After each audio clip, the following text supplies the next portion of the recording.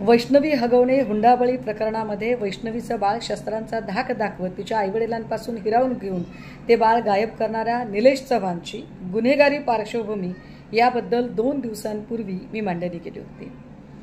हे सगळं गुन्हेगारी रेकॉर्ड आता हळूहळू बाहेर येते। वारजे माळवाडी पोलीस स्टेशनमध्ये 376 पासून ते अनेक वेगवेगळ्या प्रकारचे गुन्हे निलेश चव्हाणवर आहेत।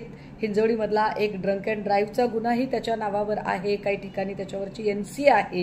ही सगळी गुन्हेगारी पार्श्वभूमी असणाऱ्या निलेश चव्हाणला मुळात शस्त्र परवाना दिला कोणी?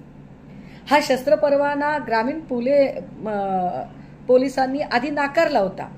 जर पुण्याच्या ग्रामीण पोलिसांनी हा पोलीस परवाना नाकारला होता तर हा शस्त्र परवाना देणारी व्यक्ती कोण? नाव पुढे येतंय जालिंदर सुपेकर।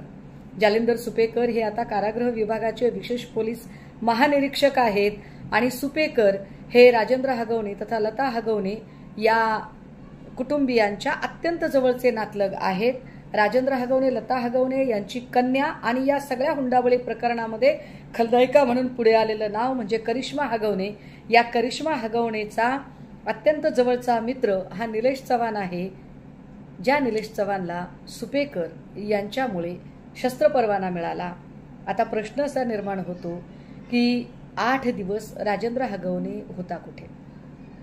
मग 8 दिवस त्याला मदत करणारे लोक कोण होते? पोलिसांनी गुन्हा नोंदवून घेण्यासाठी इतका वेळ का लावला होता? पोलीस कारवाई करायला का धजावत नव्हते? या सगळ्यांमध्ये सुपेकर यांच्या नावाचा प्रभाव तर नाही ना?